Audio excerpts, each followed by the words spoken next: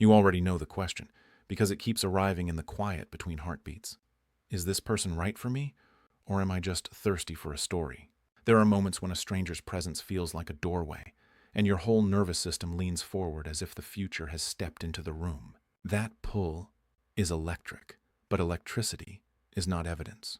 The deeper truth lives underneath the spark, where your body keeps its private archive and your unconscious arranges meetings in mysterious ways. Jung called it synchronicity, the eerie alignment between inner shift and outer event, and once you learn its language, you stop chasing and start recognizing. This film is a mirror, not a map. I won't hand you a list to measure a person against. I'll hand you yourself, your patterns, your projections, your quiet knowing, because the right person is not found by auditioning the world.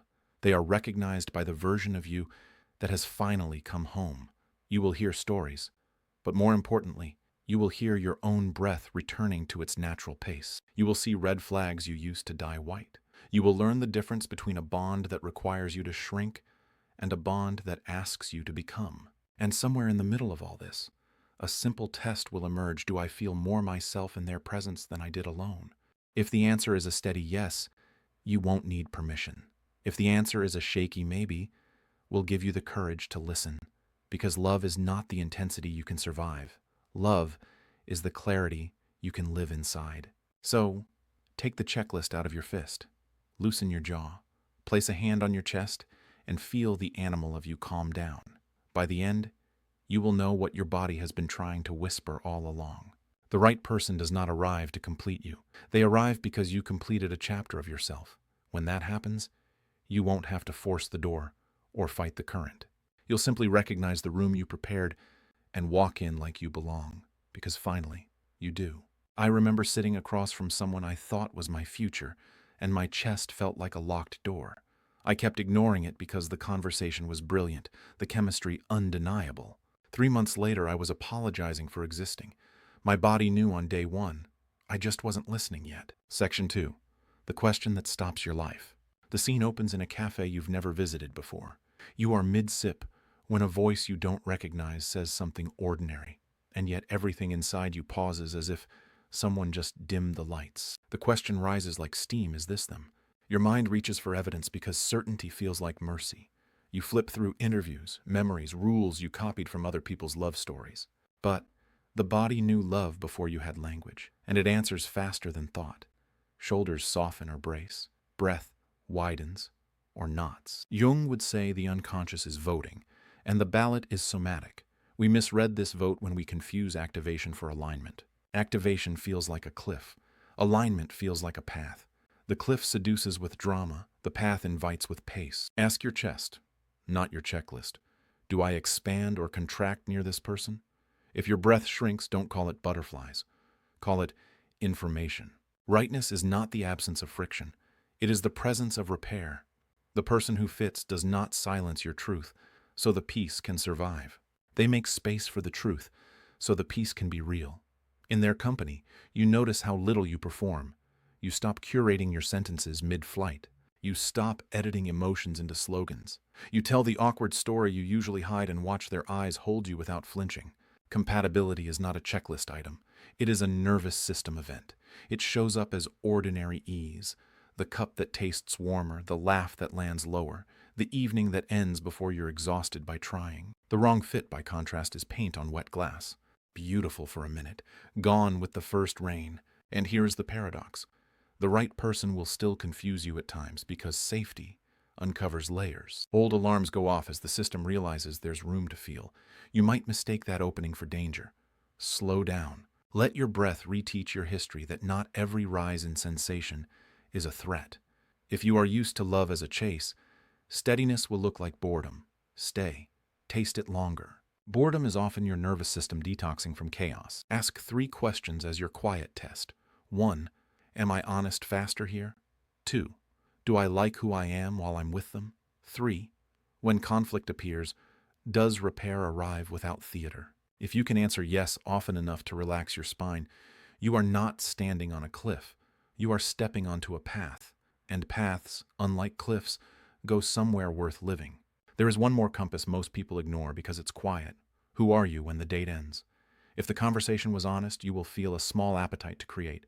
Text a friend, cook a meal, stretch your body. If the connection was a mask dance, you will feel the urge to scroll, numb, or narrate the entire evening to 5 people to make the story feel real. Creation signals coherence, numbing signals dissonance. If you track this for 3 meetings, the pattern will be louder than any red flag you could memorize. Let that pattern, not the fantasy, make the decision. Think about the last 3 times you felt drawn to someone. What did your body do the morning after you saw them? Did you wake up wanting to move or wanting to hide? Your body keeps a more honest diary than your mind ever will. If you've ever caught yourself performing ease instead of feeling it, leave a comment. Just type the word yes, because naming the pattern is the first step to breaking it. Section 3. The spark trap versus the steady flame. Let's talk about the difference between fireworks and a hearth. One lights the sky while hiding the blackout beneath. The other warms you through winter without ever demanding applause. Most of us were taught to chase the fireworks. We learned that love should feel like an emergency, that intensity equals importance, that if your heart isn't racing, you must not really care. But trauma bonds dress as destiny. They accelerate intimacy through confession marathons, urgency, and hungry eyes. The intensity feels like proof, but it's often proof of starvation, not compatibility. If you've been underloved, over-attention is a drug. If you've been ignored, obsession sounds like music. The spark trap is seductive because it mirrors the chaos we grew up in. Our nervous system recognizes the rhythm unpredictability, highs and lows, the constant need to earn safety. It feels like home because it feels familiar, but familiar is not the same as right. Here's a practical test: watch the calendar. With true alignment, plans form without contortion. There is room for sleep, work, solitude, friendship. With the spark trap, life narrows around the romance until your world is a hallway with one door and no windows. Another test: monitor disclosure pace. True alignment reveals in chapters. Each truth has time to land, metabolize, belong. The trap dumps the whole attic on day 2 and calls the mess intimacy. Now, let's bring this into the body, because your body is the first oracle. When you are with the right energy, your breath deepens, your shoulders drop. You speak slower, not out of fear, but because you're savoring the space to be real. Around them, silence is not tension, it's trust. The wrong connection feels like caffeine, jittery, urgent, full of what-ifs. You replay texts, you overanalyze tone, you mistake anxiety for excitement. That isn't love. That's survival chemistry. It's your body reacting to inconsistency the same way it reacted to chaos in childhood, hypervigilant, scanning for signs of danger while calling it desire. The right fit feels boring only to the parts of you addicted to pain. Healing feels slow because chaos used to be home. Give it time. Your body will relearn peace, and peace will start to feel like passion again. Ask yourself, when I'm with them, do I feel smaller or wider? Do I laugh easier or perform laughter to fill the air? True connection doesn't require constant reassurance. It creates it naturally. You don't need to earn the moment. It's already yours. And here's the paradox Jung understood: when you meet someone aligned with your inner work, it won't feel like perfection. It will feel like presence. You'll notice disagreements, but they don't threaten the bond. Conflict becomes conversation, not competition. That calm negotiation is your sign. The right fit isn't someone who never hurts you. It's someone who knows how to help both of you heal. Test it. After spending time together, notice your energy. Do you leave inspired or do you leave anxious? The right fit expands your world. The wrong one compresses it. You'll know because creativity returns. You'll want to write again, move again, live again.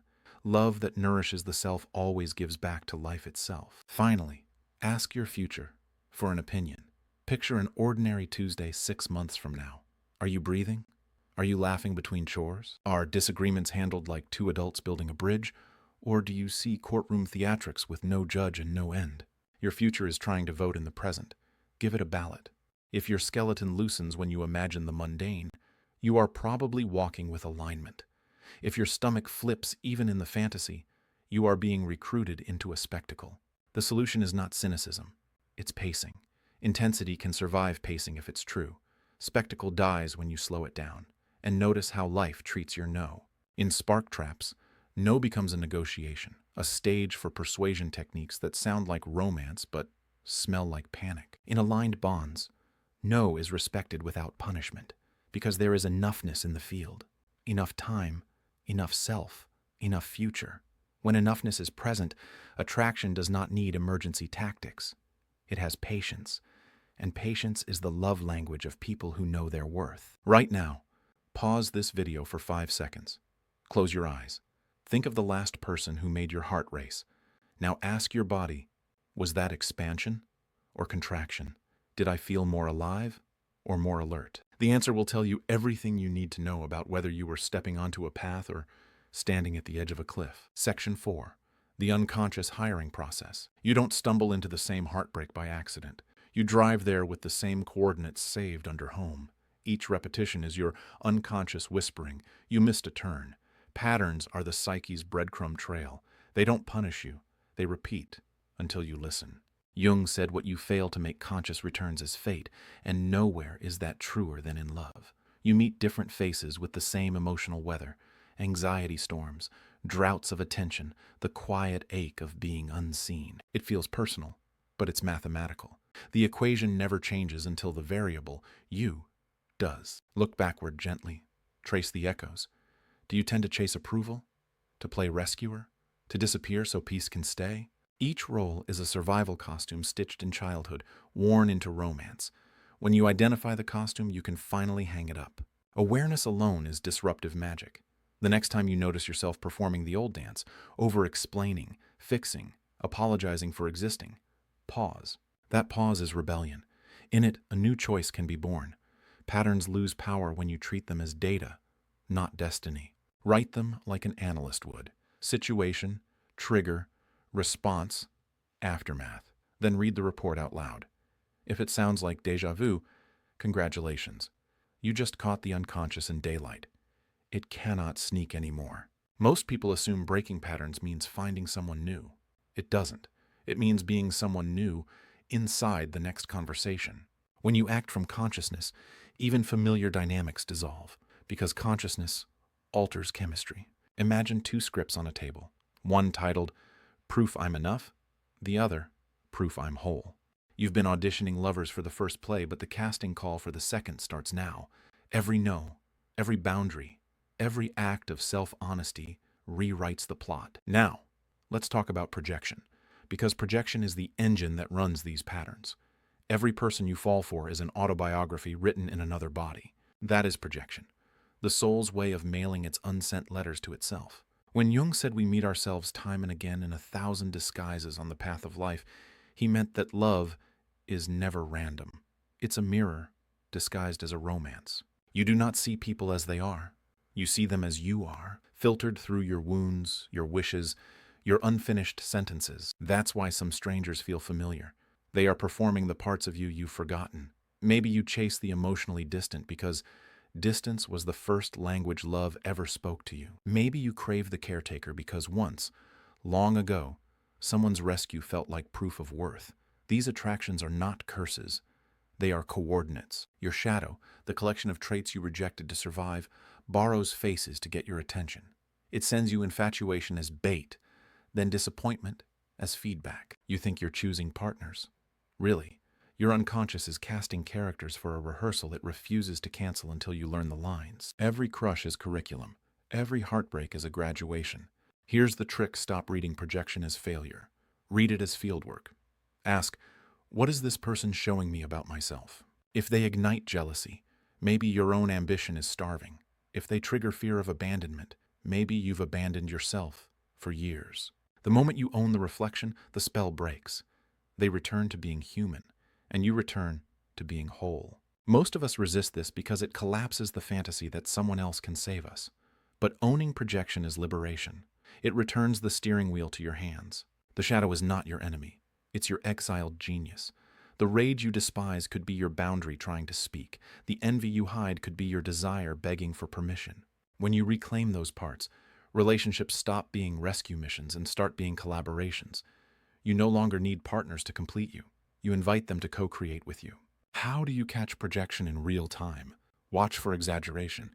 Anyone you idealize or demonize beyond proportion is carrying your material. Balance returns when you see both their light and their limitation. Then ask yourself, what quality am I outsourcing to them? Bring it home. Practice it internally. The crush will soften into respect or dissolve into neutrality. Either way, you grow. Awareness doesn't kill romance. It purifies it. Imagine looking at someone and finally seeing them, not as the answer, not as the wound, but as a fellow traveler. That's the first taste of mature love. The mirror clears, and you both stand visible, unedited. And here's the paradox Jung cherished once you stop projecting. Synchronicity sharpens. Life sends you fewer lessons in disguise and more companions in truth. Journal tonight. Write this sentence and fill in the blank. The lesson my last 3 relationships were teaching me was, don't censor the first answer. That's the one your intellect will try to edit. Because it hurts. Keep it. That pain is the exit ramp. Follow it until it becomes peace. The mind will protest, but I don't want to lose them. Truth, you never lose the lesson. You only retire the classroom, and the diploma is the day you no longer need to prove your worth through anyone's attention. If you've ever felt like you keep meeting the same person in different bodies, you're not alone. Comment the word pattern, and let's build a community of people brave enough to see the mirror for what it is. Section 5. Individuation. The self becomes sovereign. Most people think love is found by searching harder. Jung would say it's found by subtracting. Individuation, the process of becoming whole, doesn't add more masks. It removes the ones you built to survive. Under each mask lives a truer pulse, waiting for permission to speak in its own voice. Love without individuation is camouflage. You show the world a version engineered for approval, then wonder why no one truly sees you. But when you begin to unmask, something miraculous happens. People who were never meant for you quietly disappear, and those who were built in the same frequency start showing up at your door as if they had your address all along. Individuation begins with discomfort. You start noticing how often you edit your joy so it doesn't intimidate someone. You catch yourself shrinking in conversations just to stay liked. You recognize that what you once called chemistry was often compliance, the desperate need to fit inside someone's expectations. The path back to yourself feels lonely at first because the crowd you used to please starts losing interest. But stay.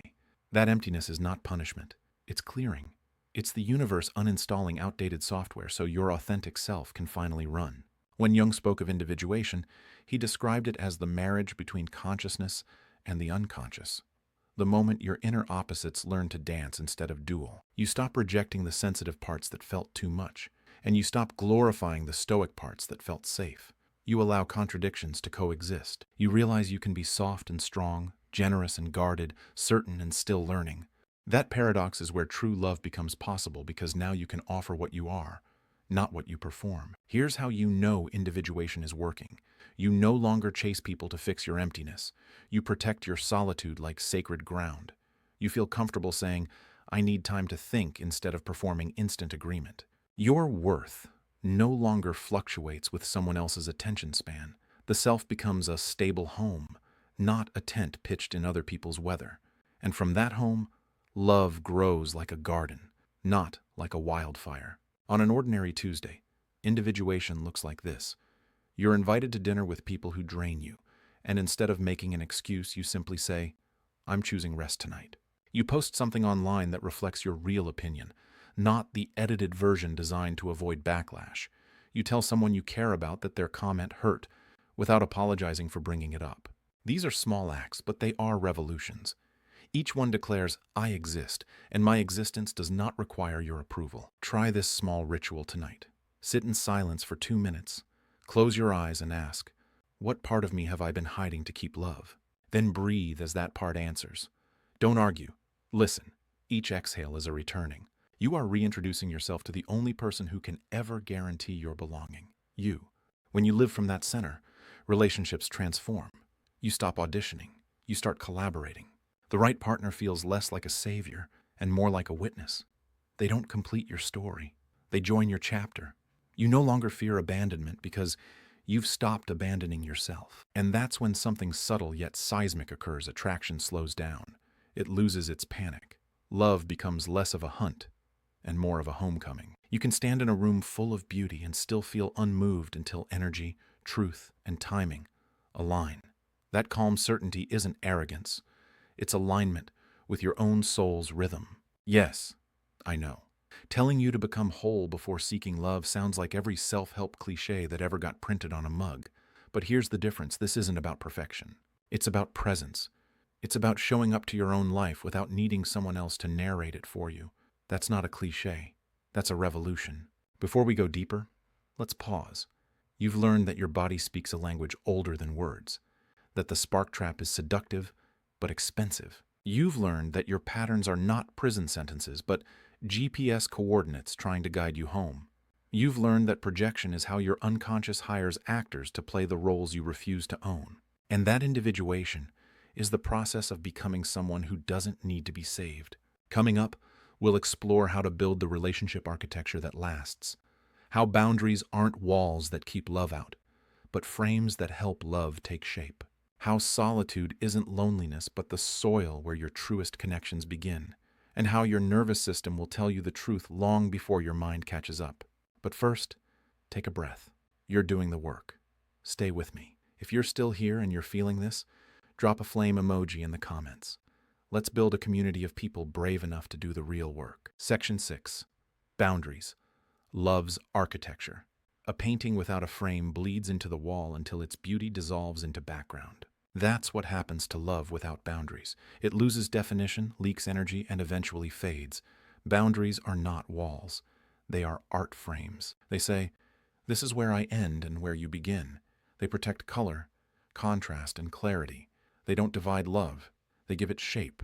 Without them, even the purest affection becomes chaos. We were taught to fear boundaries as rejection, especially if our early love meant pleasing to survive. Don't make them angry. Don't be selfish. Don't disappoint. So, we learned to merge, to read moods instead of minds, to predict instead of express. That's not empathy. That's hypervigilance dressed as kindness. Healthy boundaries unlearn that reflex. They teach your nervous system that you can be connected and separate, that you can care deeply and say no, that you can love someone and still love yourself first. Setting a boundary is a declaration of self-respect, not an act of war. It's saying, my peace matters enough to protect, and the person who truly aligns with you won't punish your honesty. They'll thank you for it, because boundaries remove confusion. They make the relationship safer by showing both people how to win without losing themselves. Think of it as emotional architecture. Every door needs hinges, every room needs walls, or no one knows where to stand. But the first boundary is always internal. Before you can tell someone no, you must stop betraying yourself with silent yeses. Every time you override your gut to maintain peace, you teach your body that your needs are negotiable. Over time, resentment fills the space where self-trust should live, and resentment is love's slow poison. It corrodes tenderness from the inside out. So, start small. Decline an invitation you don't want. Speak up when a joke cuts too deep. Draw a line, not to punish others, but to remind yourself you exist. Boundaries will trigger guilt at first. Guilt is the echo of the old self, the one trained to equate self-abandonment with love. Sit with it. It's not a signal you're wrong. It's proof you're rewiring. Each time you honor a limit, you build new trust with your own soul. And trust, once rebuilt internally, becomes magnetic. It attracts people who recognize your worth without you having to perform it. Notice the difference between people who respect your boundaries and those who test them. The former are builders. The latter are takers. Builders lean in when you're clear. Takers lean away until you bend. The right person adjusts their dance to your rhythm instead of insisting you follow theirs. And when two people both honor their limits, intimacy deepens. Because safety doesn't come from endless access. It comes from mutual permission. Here's what a clear boundary sounds like in practice. I can meet you here, but not at the cost of losing me. I care about you, but I need space to care about myself too. I'm not ending this conversation because I don't care. I'm pausing it because I care enough to want us both to be heard. These aren't scripts to memorize. They're invitations to practice honoring yourself out loud. What's one boundary you know you need to set but have been avoiding? Think about it. Not to share, just to name. Because naming is the first step. The second step is trusting that the people who are meant for you will respect it, and the ones who aren't will reveal themselves. Section 7. Sanctifying solitude. There's a silence that hurts, and there's a silence that heals. Most people never learn the difference. The first kind of silence is absence. It echoes with the ghosts of unmet needs. The second kind is presence. It vibrates with wholeness. You find that one only when you stop running from yourself. Solitude is not punishment. It's the sanctuary where you remember who you were before the world told you who to be. We spend years filling space with noise conversations, scrolling, chasing validation, because stillness threatens the parts of us that don't yet feel worthy. We tell ourselves that being alone means being unloved. But Jung knew better. He called solitude the meeting of the self with itself, a sacred confrontation that births real intimacy. You can't meet another soul deeply until you've met your own without flinching. Solitude isn't isolation, it's integration. Start noticing how your alone time feels. Do you drown it with distractions or breathe into it? There's wisdom hiding in that discomfort. Every urge to escape solitude is an invitation to look closer at what's rising inside. Sit in it long enough, and loneliness begins to melt.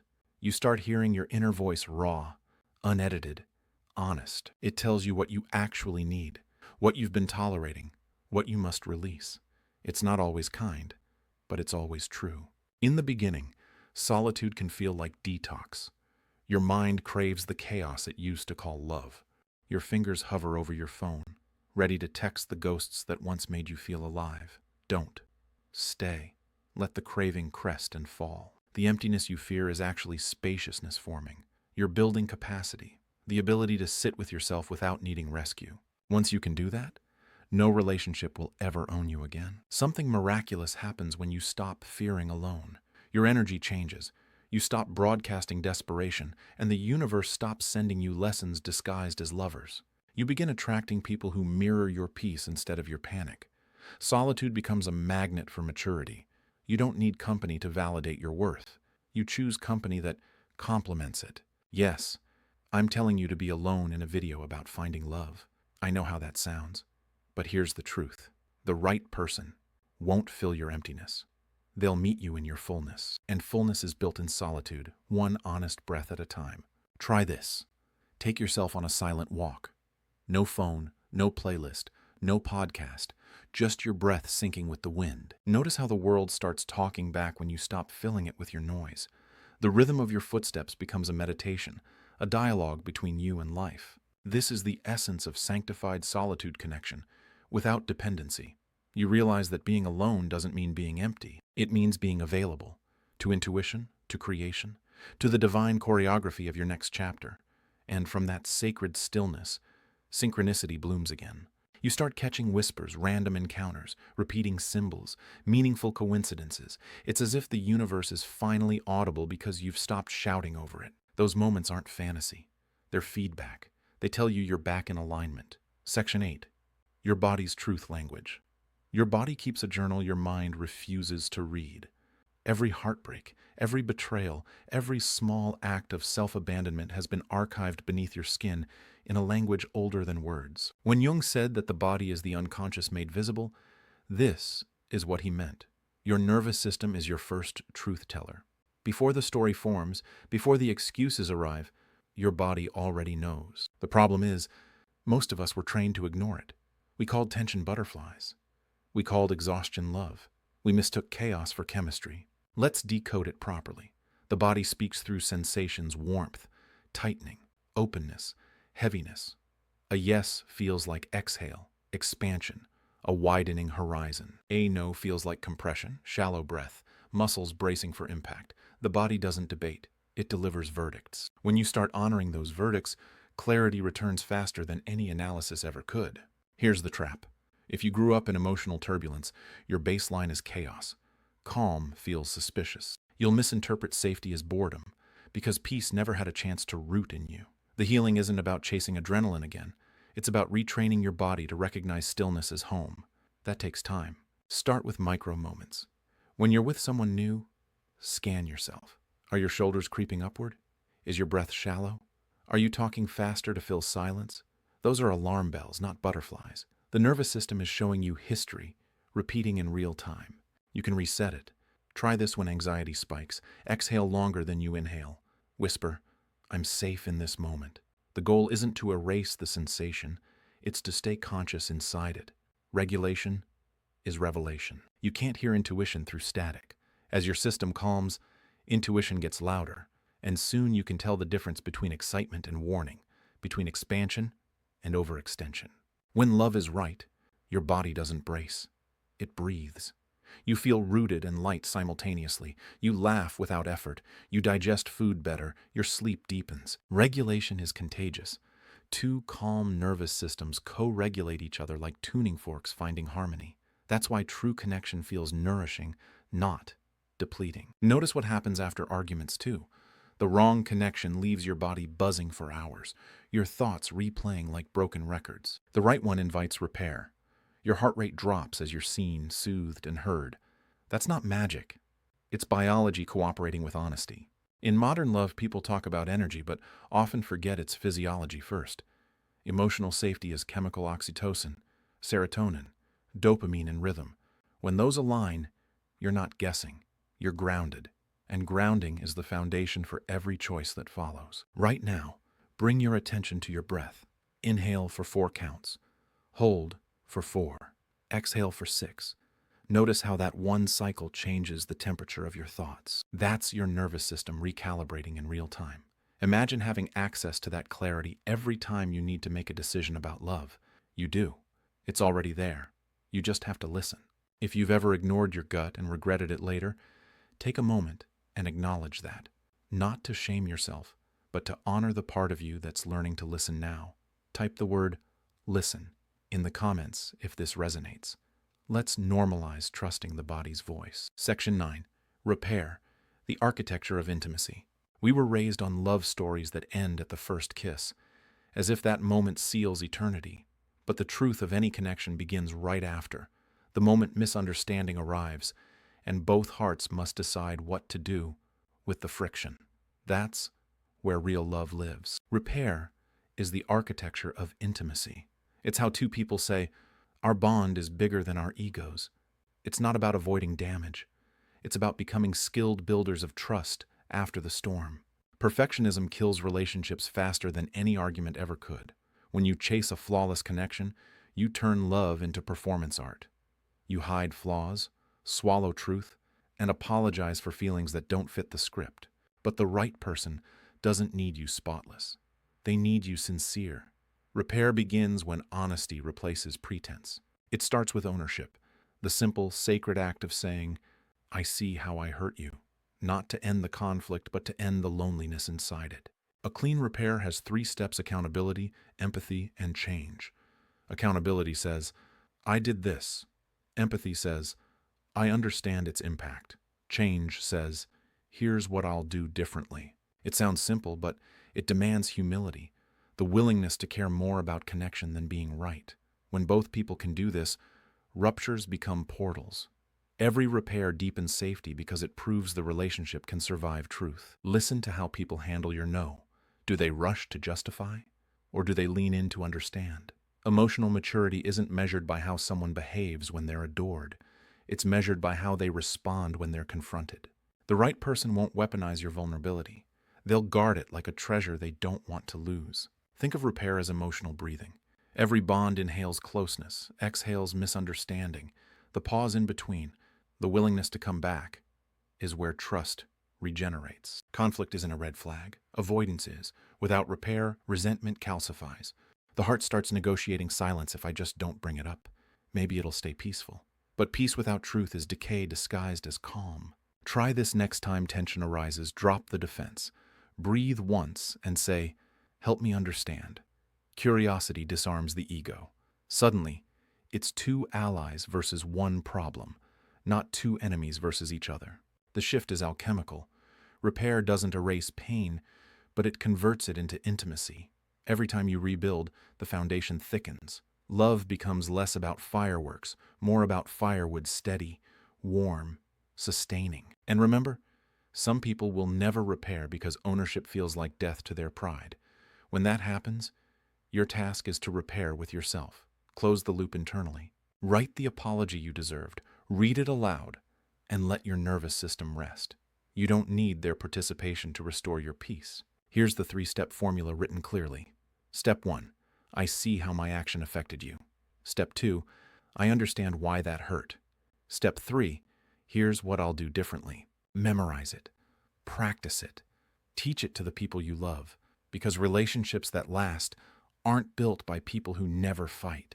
They're built by people who know how to stop fighting and start listening. Section 10.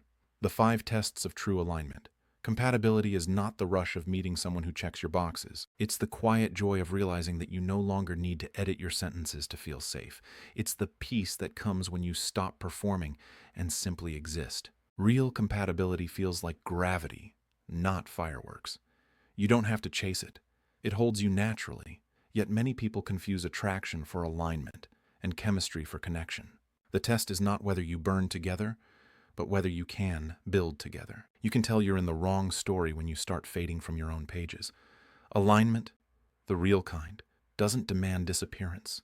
It invites expansion. It asks, can both of us be fully ourselves and still stay close? Every healthy relationship is a conversation between two wholenesses, not a compromise between two halves. You weren't meant to shrink to fit into someone's comfort zone. You were meant to grow beside them, roots intertwined but independent, each tree reaching its own sunlight. We confuse sacrifice with love. We think yielding means devotion, when often it means self-abandonment, wearing a romantic disguise. True alignment requires courage, not compliance. It's looking into someone's eyes and saying, I can meet you here, but not at the cost of losing me. That sentence scares people who mistake obedience for harmony. But it's the only way to build something that lasts longer than your latest apology for existing. Think of alignment as choreography. Two dancers don't mirror every step. They anticipate, adjust, create tension, and release. Each brings a rhythm the other learns to read. Sometimes one leads, sometimes both pause. The music of connection isn't a duet of sameness. It's a dialogue of authenticity. When you begin to align from truth, you'll notice who stays uncomfortable with your growth. Not everyone benefits from your self-respect. The right person won't need you small. They'll celebrate the space you take. Here are the 5 real signs of true alignment. First sign, nervous system ease. You breathe fully around them. You speak slower, think clearer, and your body feels like a home you want to live in. You don't feel the need to impress. You feel invited to rest. Second sign, value symmetry. Your principles, kindness, honesty, responsibility don't collide. They harmonize. You want similar things, and you care about reaching them in similar ways. Third sign, repair habit. Conflicts end in understanding, not scorekeeping. Both of you can say sorry without swallowing pride. Fourth sign, future coherence. You can picture 6 months, 2 years, a decade, and it doesn't make you claustrophobic or confused. Your visions don't have to match perfectly, but they rhyme. Fifth sign, freedom to be. You feel more yourself, not less. There's space to grow, to change, to dream without permission. Now the illusions. Save your fantasy believing love is supposed to rescue you from yourself. Intensity worship mistaking emotional chaos for passion. Potential dating loving who someone could be, not who they are. Approval addiction. Confusing validation for affection. Timetable panic. Rushing intimacy because you're terrified of being left behind. These illusions create friction that looks like fate, but they drain your life force. The real deal doesn't demand constant convincing. It simply works. A simple exercise: make a grid in your mind. 5 truths, 5 illusions. Score your current or past relationship honestly. If the illusions outweigh the truths, you're not in a partnership.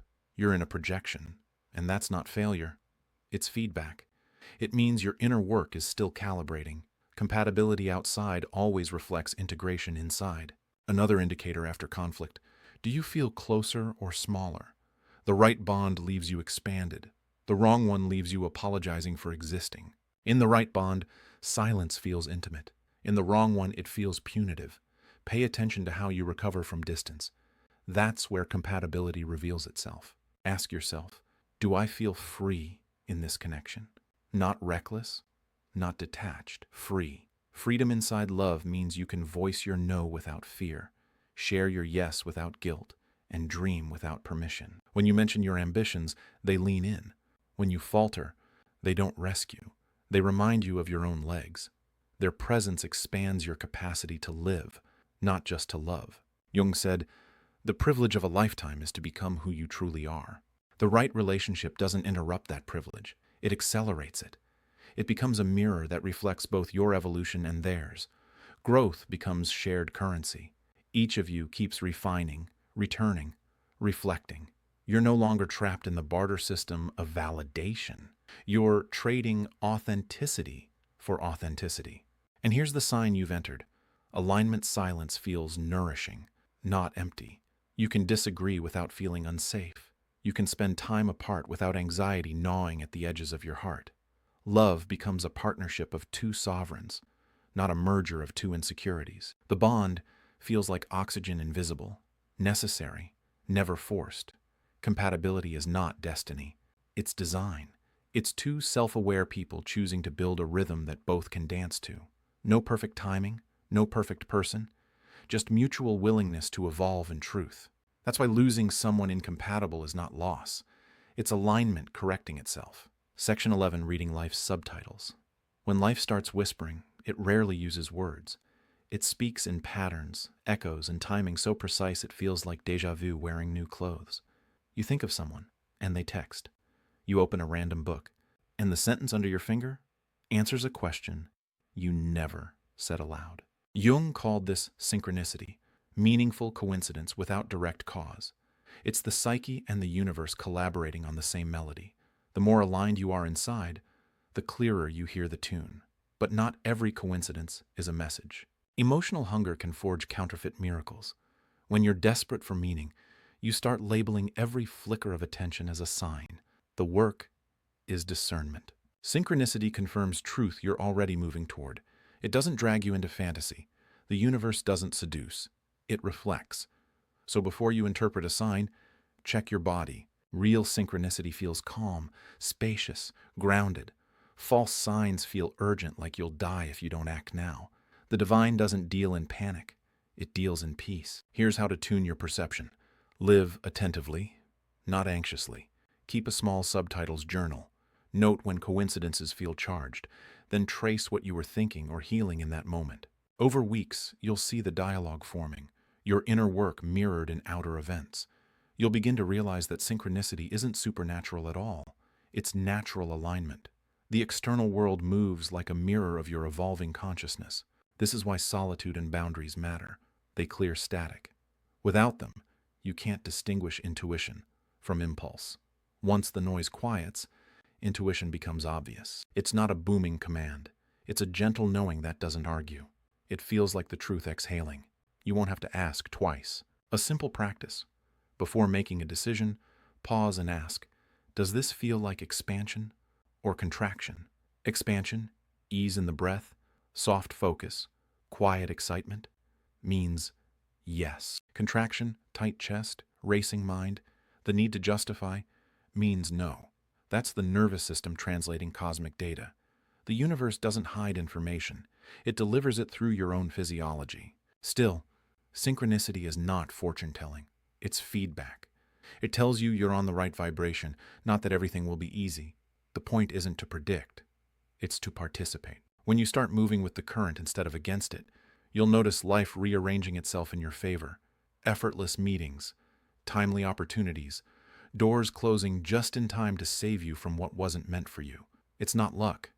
It's coherence. Synchronicity is the universe writing you a letter in your own handwriting. It doesn't shout. It arranges. You change one quiet habit. You start walking at dusk. You finally keep a promise to yourself, and the outer world replies with a meeting that rhymes with your new rhythm. Inner shift. Outer. Echo. It feels like doors opening at the pace you can actually walk through them. No hyperventilating. No whiplash. The more coherent you become, the less you chase. You simply recognize. You realize that what belongs to you doesn't rush you. It arrives at your rhythm. And when that happens, anxiety turns into gratitude. Waiting turns into worship. You start trusting that even apparent delays are choreography, not punishment. Pay attention this week. Notice the small alignments. A song that plays twice. A conversation that mirrors your journal entry. A stranger who says the exact sentence you needed to hear. Don't dismiss them. They're not random. They're the universe showing you that you're being heard. And when you acknowledge them, they multiply. Section 12. The courage to release the wrong fit. Letting go doesn't always feel like freedom at first. It feels like dying. You grieve not just the person, but the future you built in your mind. The version of yourself that existed only within that story. But endings are not punishment. They're punctuation. They mark where one sentence of your evolution ends and another begins. Jung said, "There is no coming to consciousness without pain." To release someone is to accept that awakening often arrives disguised as loss. We cling because we're terrified of the silence that follows. The heart confuses familiarity with safety, and so we keep rewriting the same chapter, hoping the plot will finally change. But staying in what's wrong is the slowest form of self-abandonment. It's praying for transformation inside a room with no air. The universe doesn't close doors to hurt you. It closes them so you stop suffocating in places you've outgrown. The first act of courage is honesty. Whisper to yourself, "This isn't feeding me anymore." You don't need a villain to justify leaving. Some connections expire gently. No betrayal, just completion. People can be kind and still not be right. Their role may have been to awaken a lesson, not to accompany you forever. Honor that. Bless them for the chapter, not for the lifetime. Love doesn't always end in disaster. Sometimes it ends in clarity. When you finally walk away, grief will try to negotiate. It will replay the highlight reel, not the full story. Your job is to remember the cost, how often you shrank to keep peace, how many apologies you gave just to stay. The right person will never require that kind of erosion. The right love will not ask you to disappear to be adored. Release is not rejection. It's recalibration. You're adjusting your frequency to match your new level of truth. The moment you say no more, you signal to the universe that you are ready for what truly aligns. And then something shifts. Your world starts to fill again. New friendships appear. Creative ideas return. You begin to realize that letting go didn't break you. It rebuilt you. Here's a ritual. Write a letter you won't send. Begin with thank you. Thank them for what they mirrored, for what they taught, even for the pain that pushed you back to yourself. End it with, "I release you." Read it aloud. Burn it or bury it. As the smoke rises or the soil closes, say softly, "I choose myself." That's not selfish. That's sacred. And when you choose yourself, life responds. It brings people who speak the same language of truth. It sends moments that feel like peace wearing a human face. It invites you into relationships that don't demand but inspire, that don't drain but replenish. Endings are not failures. They are completions. And every completion makes space for a beginning that actually fits the person you've become. You don't lose love when you let go of the wrong fit. You clear the path for love that doesn't require you to betray yourself to receive it. If you've ever had to walk away from someone you loved because staying meant losing yourself, you understand this grief. It's not the kind that comes from cruelty. It's the kind that comes from clarity. And clarity, though painful, is the most compassionate gift you can give yourself. If this resonates, comment the word "released." Let's honor the courage it takes to choose ourselves. Section 13, when the right person arrives. The right person doesn't crash into your life. They walk in quietly, almost unnoticed, until one day you realize your body has stopped bracing. There's no audition, no performance, no testing of waters, just a stillness that feels like home. After years of chasing, proving, and losing yourself in other people's stories, their presence feels like truth finally taking form. You don't question it, because your nervous system doesn't panic anymore. It exhales. Love no longer feels like a fire to survive, but a hearth to rest beside. When the right person arrives, they don't complete you. They mirror your completion. They recognize the peace you've built, the boundaries you've drawn, the lessons you've paid for in heartbreak. Their energy meets yours in balance, not rescuing, not consuming, just existing in rhythm. You don't need to earn their attention. You share attention as a natural state. You talk and silence both feel holy. Their affection doesn't spike and fade. It flows. You feel seen without performing, loved without explanation, chosen without effort. The chemistry here is different. It's calm. It's the hum of two souls resonating at the same frequency. They respect your solitude, and you respect theirs. There's no fear in space, only trust that the bond stretches with distance and returns stronger. You can disagree and still feel safe. You can be apart and still feel close. That's the paradox of real connection. It's freedom that deepens intimacy. And this person, the one who fits, will not come to rescue you from loneliness. They'll meet you in your wholeness. They'll look into your eyes and see not potential to fix, but strength to honor. Their presence doesn't rewrite your story. It joins it with grace.